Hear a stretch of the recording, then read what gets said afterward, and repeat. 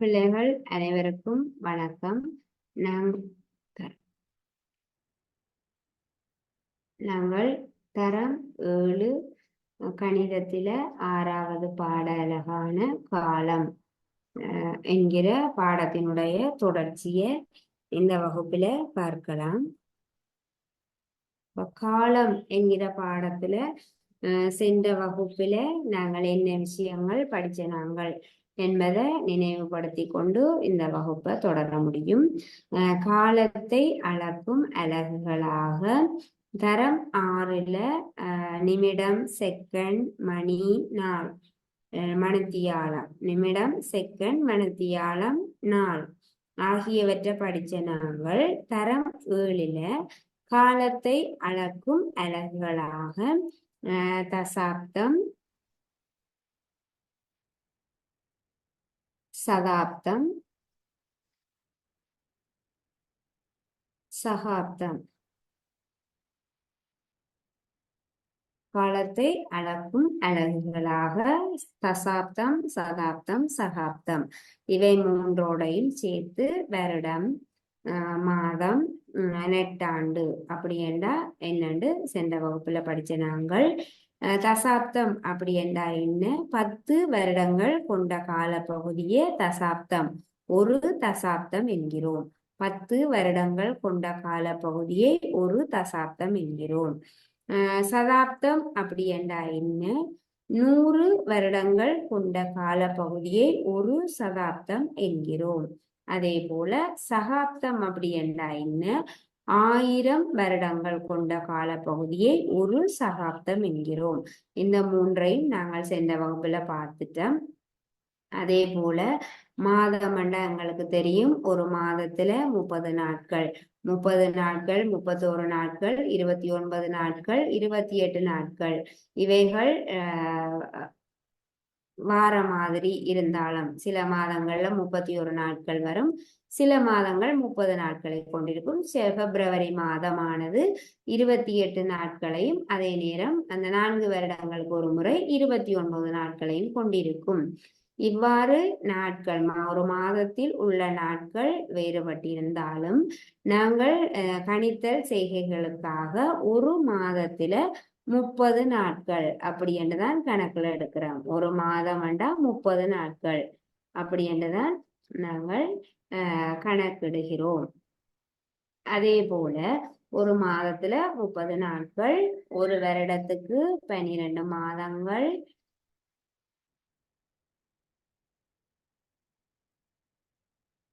ஒரு வருடம் என்பது 365 நாட்கள் சேர்ந்ததுதான் ஒரு வருடம். ஒரு வருடத்துக்கு 365 நாட்கள் இருக்குது. அப்ப இது மூன்றும் காலத்தை அளக்கும் அலகுகளுக்கு இடையில உள்ள தொடர்பு. மாதத்துக்கும் நாட்களுக்கும் என்ன தொடர்பு? வருடத்துக்கும் மாதங்களுக்கும் என்ன தொடர்பு? வருடத்துக்கும் நாட்களுக்கும் என்ன தொடர்பு? காலத்தை அளக்கும் இந்த அலகுகளுக்கு இடையில உள்ள தொடர்பு இதுதான். இதை தொடர்ந்து நெட்டாண்டு அப்படி என்றா என்னென்று பார்த்த நாங்கள். நெட்டாண்டுண்டா அந்த லீப் வருடத்தை தான் நாங்கள் நெட்டாண்டு என்கிறோம்.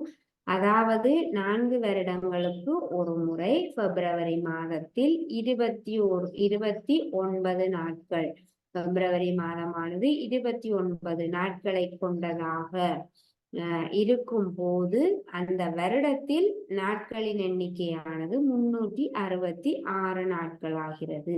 இவ்வாறு 366 நாட்களை கொண்ட அந்த வருடத்தை தான் நாங்கள் நெட்டாண்டு அல்லது லீப் வருடம் என்கிறோம்.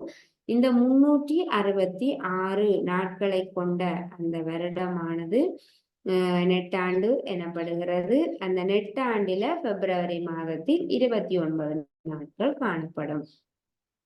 இது நாங்கள் சென்ற வகுப்புல படிச்ச விஷயங்கள். அப்ப இன்றைக்கு இது தொடர்பாக நாங்கள் கேள்வி செய்யலாம்.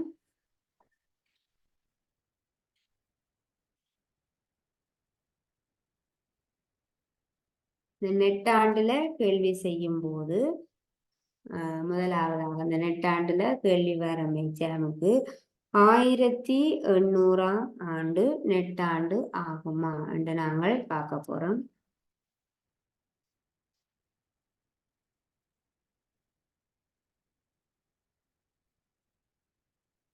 1800ஆம் ஆண்டு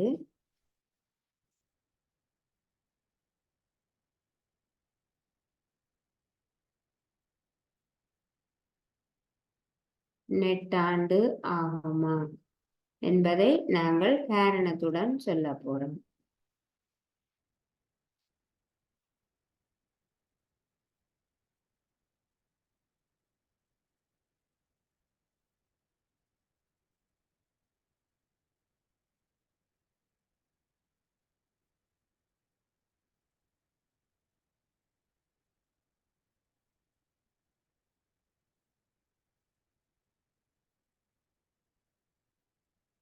1800ஆம் ஆண்டு நெட்டாண்டு ஆகுமா இல்லையா என்பதை நாங்கள் பார்க்க போறோம். இதுல எங்களுக்கு கேள்வி வரும். அப்ப தரப்பட்டுள்ள வருஷத்தை பார்க்கிறோம். 1800ஆம் வருஷம்.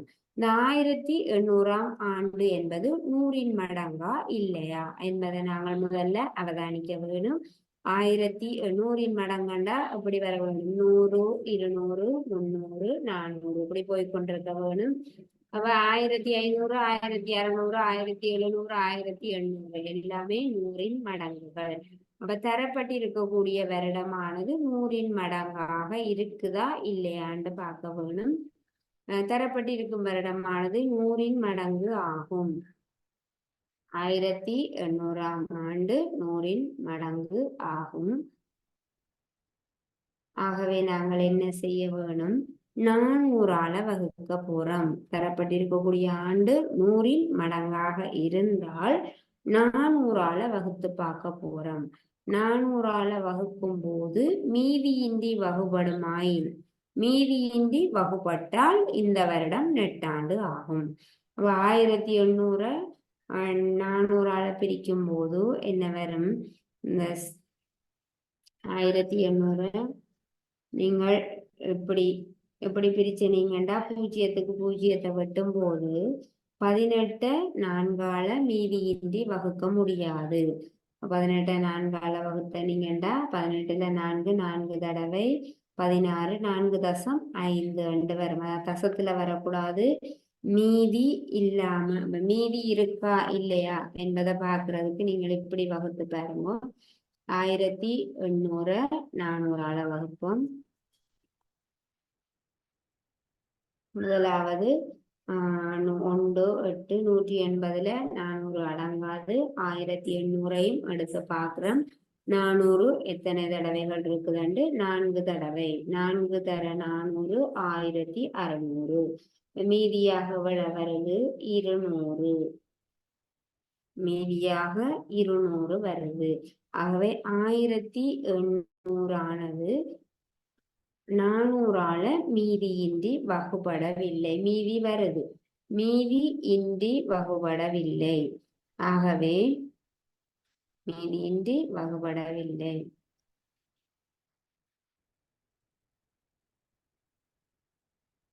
ஆகவே இந்த வருடமானது நெட்டாண்டு ஆகாது. அப்படி என்று நாங்கள் எழுதிவிட வேணும். 1800 400ஆல வகுத்து பார்க்கிறோம். மீதி வருது, மீதியின்றி வகுபடவில்லை. ஆகவே 1800ஆம் ஆண்டு நெட்டாண்டு ஆகாது.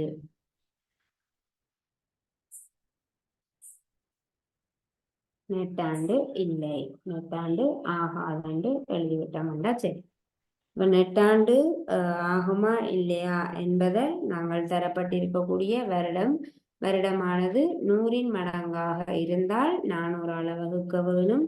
100இன் மடங்காக இல்லாட்டி 4ஆல வகுத்து பார்க்க வேணும்.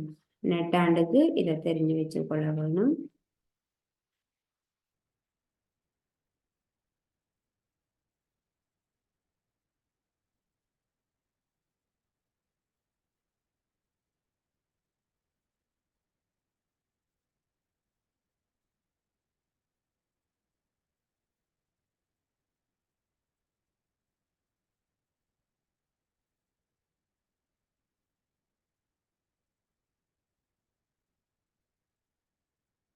ஆயிரத்தி 800ஐ 400ஆல் வகுக்கும் போது மீதியின்றி வகுபடவில்லை. ஆகவே 1800ஆம் ஆண்டு நெட்டாண்டு ஆகாது என்று நீங்கள் எழுதிவிடலாம். சைட்ல 1800 400 வகுத்துக்க.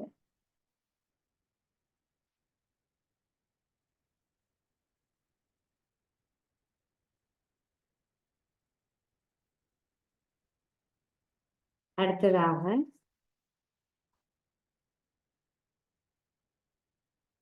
100 மடங்காக இல்லாத இன்னொரு வருடத்தை பார்ப்போம்.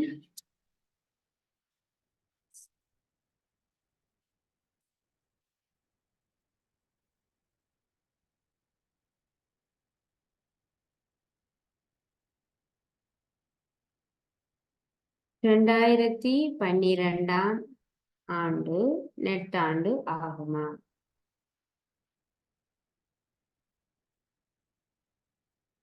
காரணத்துடன் விளக்குக அப்படின்றதான் கேள்வி வரும். 2012ஆம் ஆண்டு நெட்டாண்டு ஆகுமா?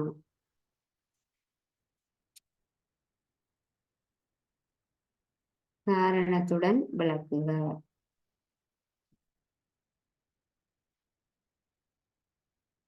இந்த நெட்டாண்டு தொடர்பான கேள்வி வளமையா வாரது எங்களுக்கு. ஆகவே நாங்கள் தெரிஞ்சு கொள்ள வேணும்.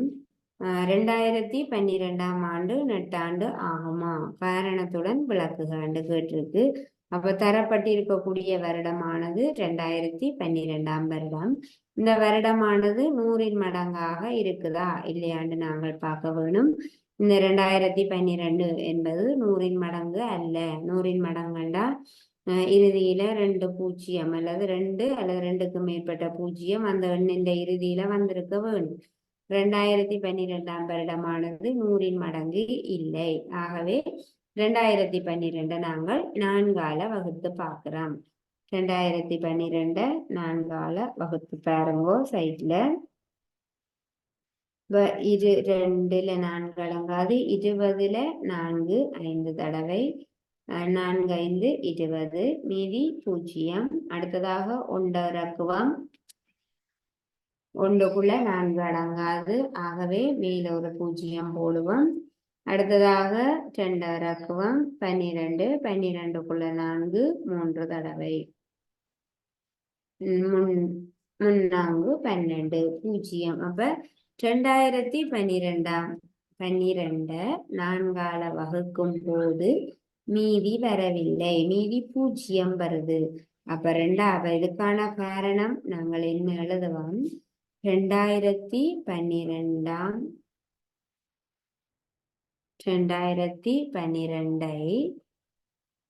4ஆல் 2012 ஆனது 4ஆல் மீதியின்றி வகுபடுகிறது. இதுக்கான காரணம் 2012 ஆனது 4ஆல் மீதியின்றி வகுபடுகிறது. மீதி எதுவுமே இல்லாம 0 இருக்க வேணும். மீதியின்றி வகுபடுகிறது. 2012 ஆனது 4ஆல் மீதியின்றி வகுபடுகிறது. அல்லது 2012 4இன் மடங்காகும் என்று எழுதினாலும் சரி. 4ஆல் மீதியின்றி வகுபடுகிறது. ஆகவே 2012ஆம் ஆண்டு நெட்டாண்டு ஆகும். ஆகவே 2012ஆம் ஆண்டு நெட்டாண்டு ஆகும் என காரணத்தோட நீங்கள் விடைய எழுதுவீங்க. 2012ஆம் ஆண்டு நெட்டாண்டு ஆகும். காரணத்தோட நாங்கள் விடை எழுத முடியும்.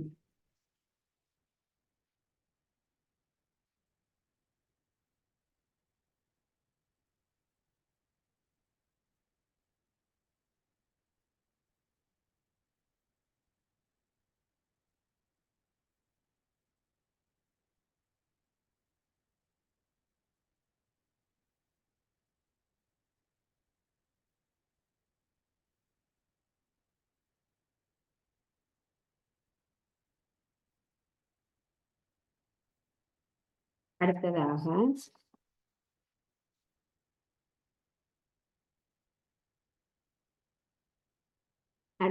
பிள்ளைகள் நாங்கள் இந்த காலம் தொடர்பான கணித்தல்கள் பார்ப்போம். இந்த காலத்தை கூட்டுறது எவ்வாறு, கழிக்கிறது எவ்வாறு, காலம் தொடர்பான கேள்விகள் வரும்போது நாங்கள் எவ்வாறு செய்கிறது, காலம் தொடர்பான கணித்தல்கள் என்ற காலத்தை கூட்டுவது கழிக்கிறது பார்க்கலாம். காலம் தொடர்பான கணித்தல்கள்.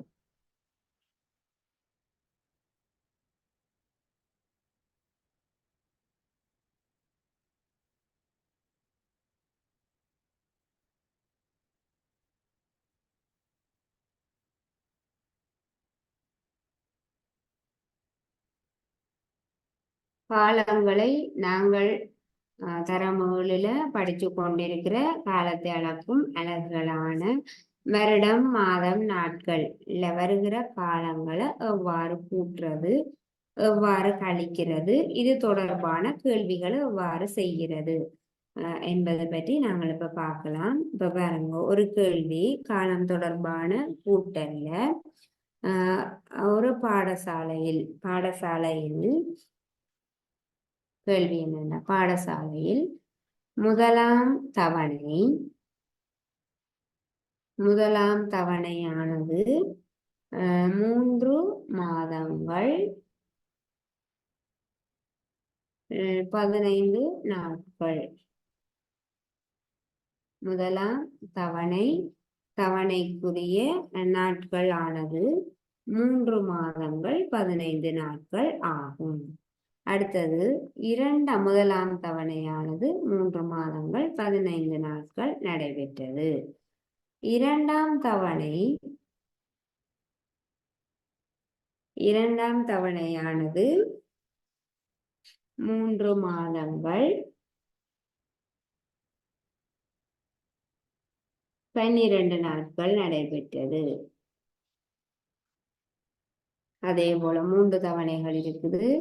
மூன்றாம் தவணையானது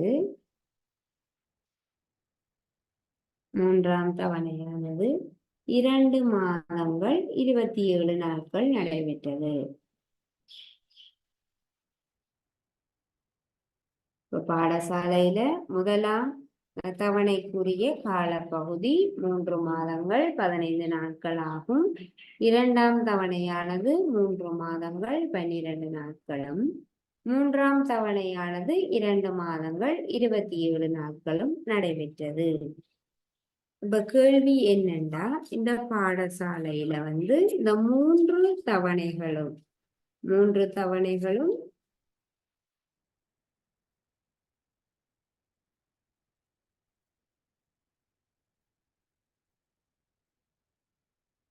அதாவது இந்த வருஷத்துல ஒரு வருஷத்துல முதலாம் தவணை, 2ஆம் தவணை, 3ஆம் தவணை இருக்கும். அப்ப ஒரு வருஷத்துல அப்பாடசாலை நடைபெற்ற காலத்தை மாதங்கள், நாட்கள் என்பவற்றில் காண்க அப்படி என்று கேள்வி வரலாம். அந்த வருடத்தில் பாடசாலை நடைபெற்ற நாட்கள், மாதங்கள் எத்தனை? அந்த வருடத்தில் பாடசாலை நடைபெற்ற காலத்தை மாதங்கள், நாட்கள் என்பவற்றில் தருக. அப்படி என்ற நாங்கள் என்ன செய்வோம், இந்த முதலாம் தவணை, 2ஆம் தவணை, 3ஆம் தவணை இந்த கால பகுதி 3ஐயும் நாங்கள் கூட்டுவோம். 3 காலங்களையும் நாங்கள் கூட்டும் போது இந்த பாடசாலை நடத்தப்பட்ட காலத்தை நாங்கள் காண முடியும். ஆகவே மாதங்கள், நாட்கள் தரும்போது நாங்கள் எவ்வாறு கூட்ட வேணும், நாங்கள் இந்த தரம் 6ல படிச்சிருக்கிற நாங்கள் நிமிடம், செகண்ட் வரும்போது எப்படி கூட்ட வேணும், மணத்தியாலம், நிமிடம் வரும்போது எப்படி கூட்ட வேணும், அதே போல நாட்கள், மணத்தியாலங்கள் வரும்போது எப்படி கூட்ட வேணும். நாங்கள் ஒவ்வொரு அலகுகளையும் தனித்தனியாக எழுதி கூட்டுவோம். இங்கால மாதங்களை கூட்ட போறோம், மாதங்கள், அங்கால நாட்கள், நாட்களை தனித்தனியாக நாங்கள் கூட்டுவோம். முதலாம் தவணை 3 மாதங்கள் 15 நாட்கள் நடைபெறுது. 2ஆம் தவணை 3 மாதங்கள் 12 நாட்கள் நடைபெறுது. 3ஆம் தவணை 2 மாதங்கள் 27 நாட்கள் நடைபெறுது. 3 கால பகுதியையும் நாங்கள் கூட்டும் போது அந்த வருடத்துல பாடசாலை நடைபெற்ற மொத்த காலத்தை நாங்கள் காண முடியும். அப்ப நாங்கள் எப்ப கூட்ட வேணும், எப்ப கழிக்க வேணும் என்பதை நீங்கள் தெரிஞ்சு வச்சு கொள்ள வேணும். இவ்வாறான கேள்விகள் மொத்த காலத்தை காண்க என்று கேட்கும்போது நாங்கள் கூட்ட வேணும். கழிக்கிற மாதிரியான சந்தர்ப்பங்கள் அந்த எடுத்த காலத்தை ஒரு நிகழ்வுக்கு எடுத்த காலத்தை காண்க அந்த மாதிரியான சந்தர்ப்பங்கள்ல நாங்கள் கழிப்போம். இவ்வாறான நேரங்களை நாங்கள் கூட்டுவோம். அப்ப இந்த 3 காலப்பகுதியை நாங்கள் கூட்டுவோம். 5ம் 2ம் 7, 7ம் 7ம் 14. அப்ப 4 மீதி 1 2 3 5 எத்தனை நாட்கள் வருது? 54 நாட்கள் வருது. 54 நாட்கள் அப்படி என்ன நாங்கள் 54 நாட்களையும் இங்க போடுவோமா? இல்ல. 54 நாட்கள்ல எத்தனை மாதங்களும் எத்தனை நாட்களும் இருக்குதான்னு பார்ப்போம். 54 நாட்கள் 30 நாட்கள் சக 24 நாட்கள் என நாங்கள் பிரிச்சு எழுதலாம். 30 நாட்களை கொண்டது ஒரு மாதம். ஆகவே 54 நாட்கள்ல ஒரு மாதமும் 24 நாட்களும் இருக்கும். 54 நாட்களில் ஒரு மாதமும் 24 நாட்களும் அடங்கியுள்ளன. ஆகவே நாங்கள் 24 நாட்களை இங்கு எழுதிட்டு ஒரு மாதத்துக்குரிய நிரலுக்கு நாங்கள் கொண்டு செல்வோம். 3ஓட 1 கூட்டினோம்னா 4 4 3 7 7 2 9. ஆகவே அந்த வருடத்தில் பாடசாலை நடைபெற்ற காலப்பகுதி 9 மாதங்களும் 24 நாட்களும் ஆகும். 9 மாதங்கள் 24 நாட்கள் அந்த வருடத்தில் பாடசாலையானது நடைபெற்ற காலமாகும். பாடசாலை நடைபெற்ற காலம் 9 மாதங்களும் 24 நாட்களும் ஆகும்.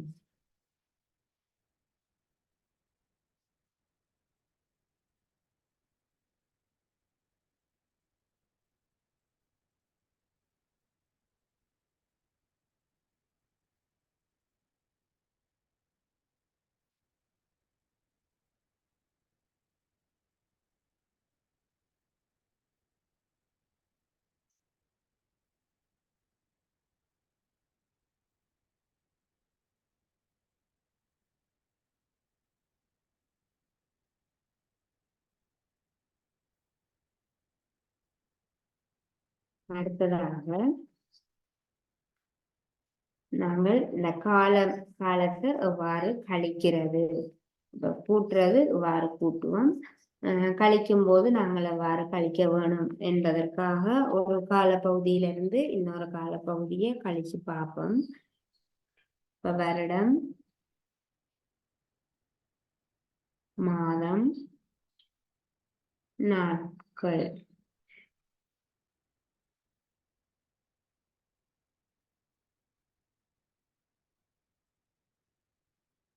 வருடங்கள், மாதங்கள், நாட்கள் வருகிற இந்த காலப்பகுதியை நாங்கள் எத்தனை வருடங்கள், மாதங்கள்,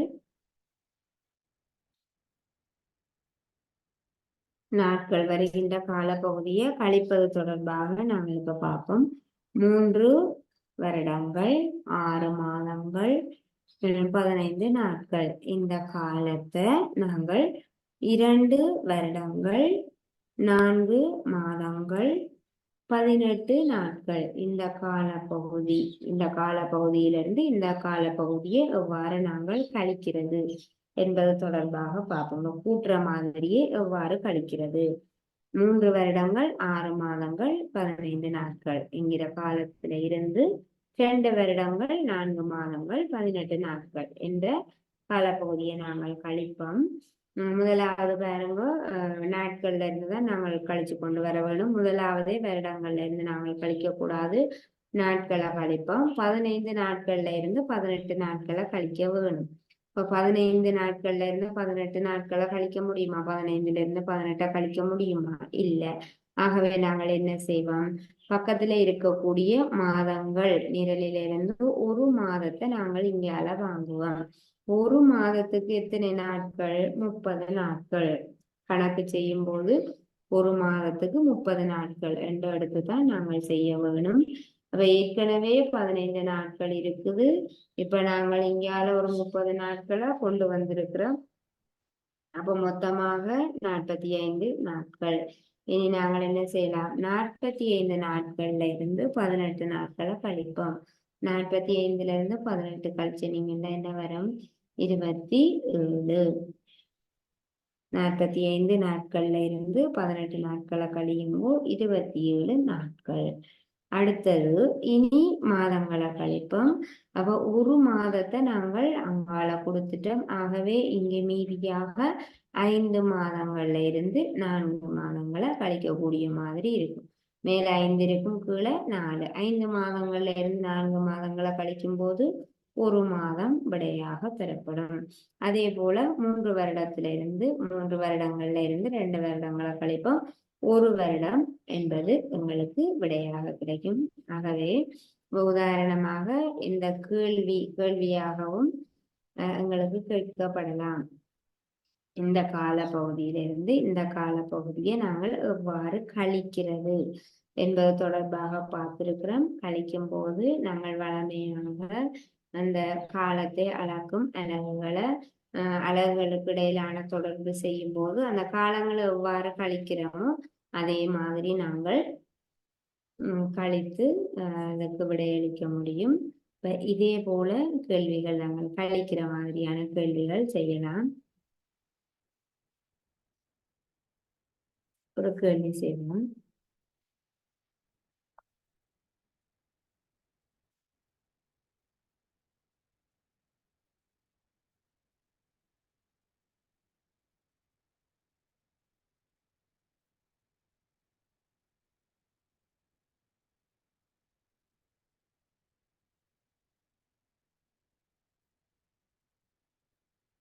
கேள்வி பாருங்க. காலம் தொடர்பான கணித்தல்கள். ராணியின் பிறந்த நாள்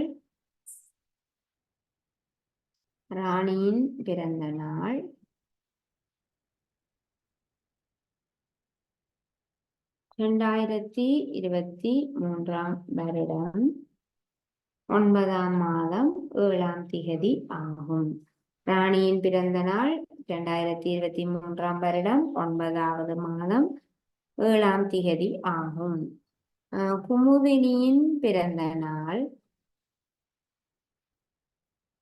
2000ஆம் ஆண்டு 2000ஆம் ஆண்டு 2ஆம் மாதம் 4ஆம் திகதி ஆகும்.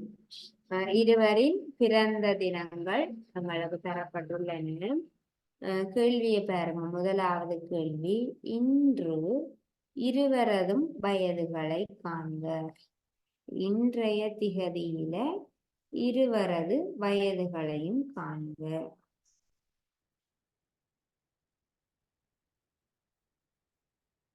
என்ன கேள்வி கேட்டிருக்குது? இன்றைக்கு எத்தனையாம் திகதி? 2004ஆம் வருடம் 4ஆம் மாதம் 12ஆம் திகதி ஆகும். அப்ப இன்றையான் திகதியில இவங்க 2 பேருடைய வயது என்னவாக இருக்கும்? ராணியின் பிறந்த நாளை வச்சுக்கொண்டு இன்றைய தினத்தில் இவருக்கு எவ்வளவு வயதாக இருக்கும்? அதே போல குமுதினியின் பிறந்த தினத்தை வச்சுக்கொண்டு இன்றைய தினத்தில் இவருக்கு எவ்வளவு வயது இருக்கும் என்பதை நாங்கள் காண போறோம். அப்ப என்ன செய்ய வேணும்? இருவரது வயது, இன்றைய நாளில் இருவரது வயதுகளை காண போறோம். முதலாவது ராணியின் வயதை காணுவோம். இன்றைக்கு இன்றைய நாள் 2024ஆம் வருடம் 4ஆம் மாதம் 12ஆம் திகதி ஆகும். இன்று இவருடைய வயது என்னவாக இருக்கும்? ஆகவே நாங்கள் என்ன செய்ய வேணும்? இன்றைய தினத்தில இருந்து அவருடைய பிறந்த தினத்தை நாங்கள் கழிக்க வேணும். இன்றைய தினத்தில இருந்து ராணியின் வயதை காண்பதற்கு இன்றைய தினத்தில இருந்து ராணியின் பிறந்த தினத்தை நாங்கள் கழிக்கும் போது அவருடைய வயதை நாங்கள் காண முடியும். ராணியினுடைய பிறந்த தினம் 2023ஆம் வருடம் 9ஆம் மாதம் 7ஆம் திகதி ஆகும். நாங்கள் கழிச்சு ராணியினுடைய வயதை காணலாம். கழிக்கும் போது வருடம் மாதம் நாட்கள் என தனித்தனியான நிரல்கள்ல நாங்கள் கழிக்க வேணும். வருடம் மாதம் நாட்கள் தனித்தனியாக எழுதி கழிப்போம். முதலாவது நாட்களை கழிப்போம். 12 நாட்கள்ல இருந்து 7 நாட்களை கழிச்சோம்னா 5 நாட்கள். 12 நாட்கள்ல இருந்து 7 நாட்களை கழியுங்கோ 5 நாட்கள். அடுத்தது பாருங்கோ மாத அலகுக்கு வருவோம். மாதம் 4 மாதத்தில இருந்து 4 மாதங்கள்ல இருந்து 9 மாதங்களை கழிக்க வேணும். இப்ப 4லிருந்து 9 கழிக்க முடியாது. ஆகவே நாங்கள் என்ன செய்வோம், வருடத்திலிருந்து ஒரு வருடத்தை மாத நிரலுக்கு கொண்டு வருவோம். ஒரு வருடத்துக்கு எத்தனை மாதங்கள்? 12 மாதங்கள். ஆகவே இங்கே ஏற்கனவே 4 மாதங்கள் இருக்குது. 4லிருந்து 9 கழிக்க முடியாது. ஆகவே நாங்கள் பக்கத்துல இருக்கக்கூடிய வருடத்திலிருந்து ஒரு வருடத்தை வாங்குறோம். ஒரு வருடத்துக்கு 12 மாதங்கள். ஆகவே 4உடன் 12 கூட்டும் போது 16 மாதங்கள் கிடைக்குது. இனி என்ன செய்ய வேணும்? 16 மாதங்கள்ல இருந்து 9 மாதங்களை கழிப்போம். கழிக்கும் போது 7 மாதங்கள். 16லிருந்து 9 கழிச்சோம்னா 7 மாதங்கள். அடுத்தது இனி வருட நிரலுக்கு நாங்கள் வருவோம். அப்ப இங்கால ஒரு வருடத்தை நாங்கள் கொடுத்துட்டோம். இப்ப இதுல என்ன இருக்கும்? 2023 இருக்கு.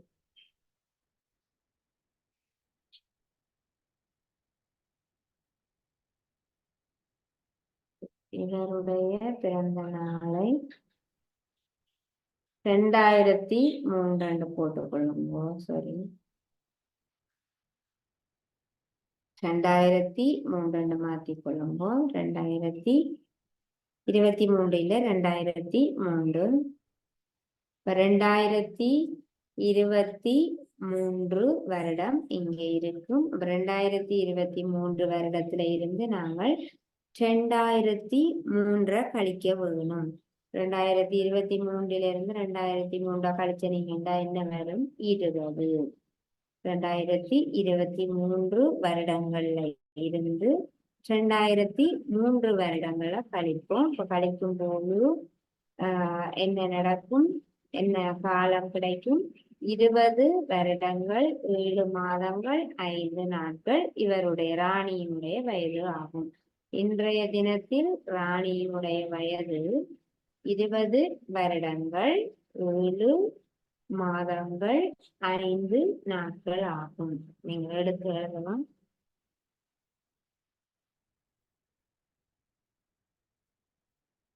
ராணியின் வயது 20 வருடங்கள்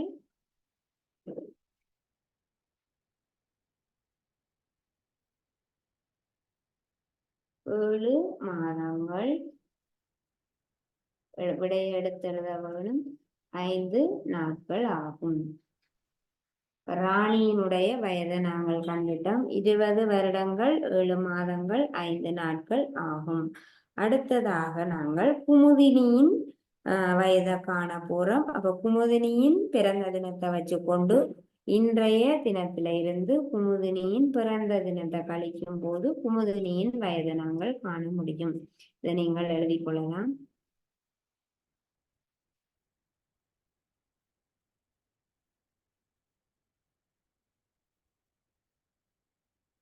ராணியின் வயது 20 வருடங்கள் 7 மாதங்கள் 5 நாட்கள். அடுத்ததாக குமுதினியின் வயது நாங்கள் காணுவோம்.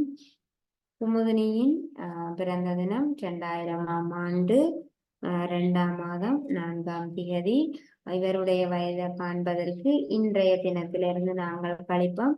இன்றைய தினம் வருடம் 2024 மாதம் 4ஆம் மாதம் நாள் 12ஆம் திகதி.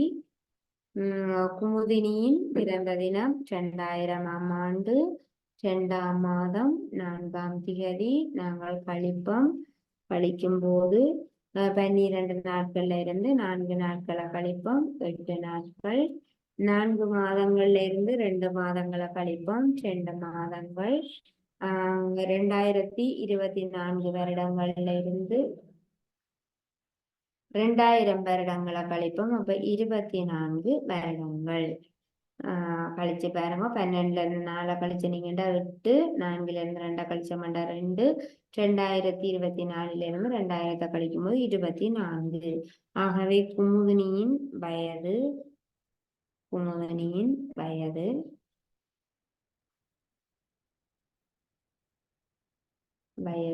எடுத்தெழுத வேணும் 24 வருடங்கள் 2 மாதங்கள் 8 நாட்கள் ஆகும்.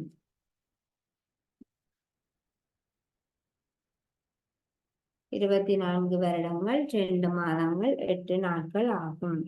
இதை நீங்கள் எழுதிக் கொள்ளலாம்.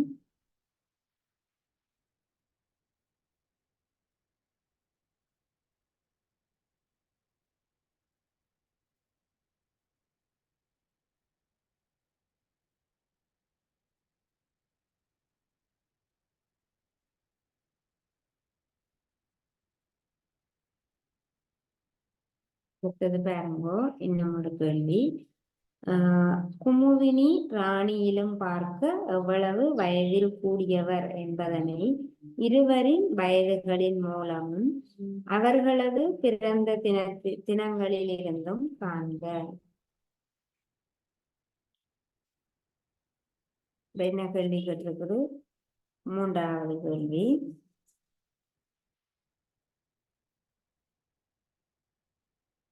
குமுதினி ராணியிடம் பார்க்க எவ்வளவு வயது கூடியவர்?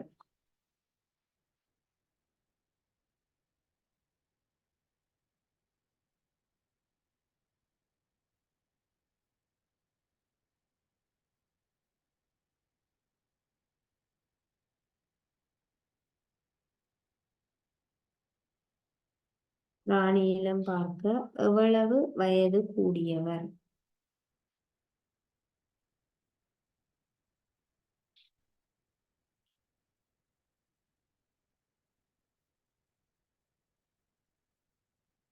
என்பதை காண்க. குமுதினி ராணியிடம் பார்க்க எவ்வளவு வயது கூடியவர் என்பதை காண்க. இப்போ குமுதினியிட வயது நாங்கள் கண்ட நாங்கள் வயதுல இருந்து நாங்கள் காணுவோம். குமுதினியினுடைய வயது இன்றைய தினத்தின்படி குமுதினியினுடைய வயது 20 வருடங்கள், வருடம், மாதம், நாட்கள்.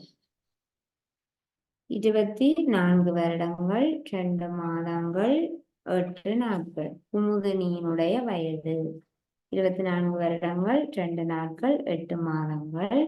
ராணியினுடைய வயது நாங்கள் கண்ட நாங்கள் 20 வருடங்கள் 7 மாதங்கள் 5 நாட்கள்.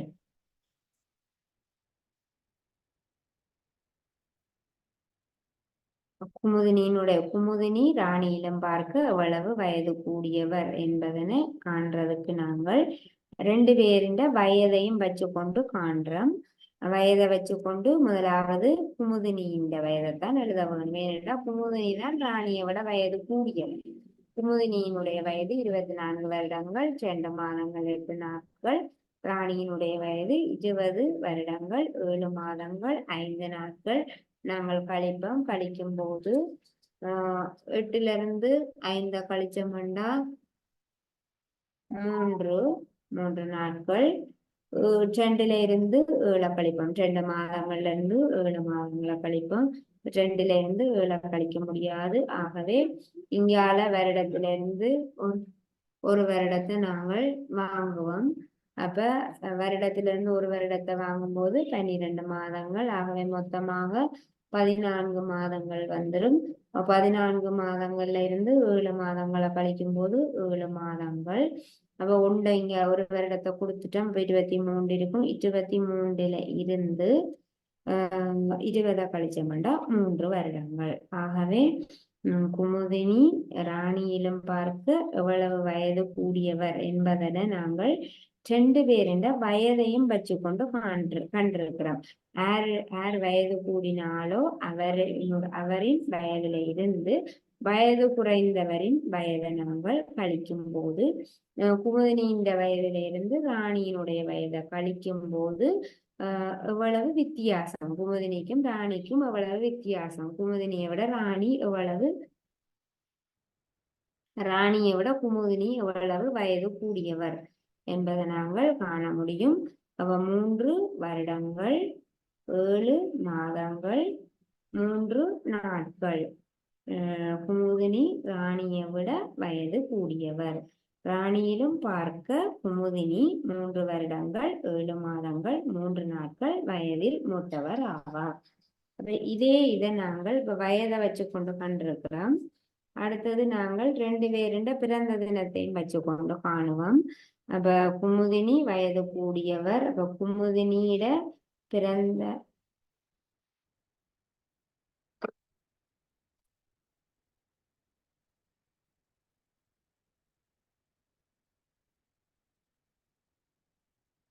குமுதினியிட பிறந்த தினத்தில இருந்து நாங்கள் குமுதினியிட பிறந்த தினத்தில இருந்து நாங்கள் ராணியின் பிறந்த தினத்தை கழிச்சும் இவருடைய வயது வித்தியாசத்தை நாங்கள் காண முடியும். இப்ப இவ்வாறான கேள்விகளை நாங்கள் செய்யும் போது முதலாவதாக அந்த நாங்கள் பிறந்த நாள் இருவருடைய வயதுகளை காண வேண்டும். அப்படி என்றால் இன்றைய தினத்துல இருவருடைய வயதும் என்னென்று எங்களுக்கு கேள்வி கேட்டது. ஆகவே முதலாவது கேள்விக்கு நாங்கள் என்ன செய்த, நாங்கள் இன்றைய தினம் எதுவோ அந்த தினத்திலிருந்து இருவருடைய பிறந்த தினத்தையும் கழிச்சு நாங்கள் இருவருடைய வயதுகளையும் பெற்றுக்கொண்டோம். அடுத்தது இந்த வித்தியாசம் கேட்போம். பெரும்பாலும் வித்தியாசம் என்றால் நாங்கள் அங்க கழிக்க வேணும். ஆகவே வித்தியாசம் குமுதினி ராணியிலும் பார்க்க எவ்வளவு வயது கூடியவர். அப்ப எங்களுக்கு இங்க அந்த வித்தியாசம் கேட்கப்பட்டிருக்குது. வயது இருவரினுடைய வயது வித்தியாசம் எவ்வளவு. இப்ப நாங்கள் இந்த இடங்கள்ல கூட்ட மாட்டோம். வித்தியாசம் என்றாலே பெரும்பாலும் வித்தியாசம் என்பது கழிக்கிறது. ரெண்டுக்கும் இடையிலான வித்தியாசம் என்றால் பெருசில இருந்து நாங்கள் சிறியதை கழிக்க வேண்டும். ஆகவே வயது கூடிய வரையினுடைய வயதில இருந்து வயது குறைந்தவரினுடைய வயதை நாங்கள் கழித்து அந்த வித்தியாசத்தை பெற்றுக்கொள்வோம். ஆகவே காலம் தொடர்பாக இந்த கணக்கு செய்யும் போது இந்த கேள்வி, இந்த பிறந்த தினத்திலிருந்து எங்களுக்கு ஒரு கேள்வி, நெட்டாண்டு கேள்வி வர மாதிரி இந்த பிறந்த தினத்திலிருந்து ஒரு கேள்வி எங்களுக்கு வரும். கண்டிப்பாக நாங்கள் அதை கூட்ட வேணுமா கழிக்க வேணுமா என்பதை வடிவா பார்த்து கொண்டு செய்ய வேணும். அடுத்ததாக அப்ப இதோட தரமேழில காலம் என்கிற பாட அழகானது நிறைவுக்கு வருது. காலம் இந்த பாடத்துல நாங்கள் காலத்தை அளக்கும் அலகுகள் என்னென்ன பார்த்த நாங்கள், அந்த அலகுகளுக்கு இடையில என்னென்ன தொடர்பு என்று பார்த்த நாங்கள், அதோட இந்த காலங்களை எவ்வாறு கூட்டுறது கழிக்கிறது, இந்த காலங்கள் தொடர்பான கணித்தல்களை எவ்வாறு செய்கிறது என்பது தொடர்பாகவும் பார்த்த நாங்கள். நாங்கள் இதோட காலம் என்கிற பாடலானது நிறைவுக்கு வருது. நாங்கள் இதோட எங்களுடைய வகுப்பை நிறைவு செய்து கொள்ளலாம். மீண்டும் அடுத்த வகுப்புல சந்திக்கலாம். தேங்க்யூ பிள்ளைகள்.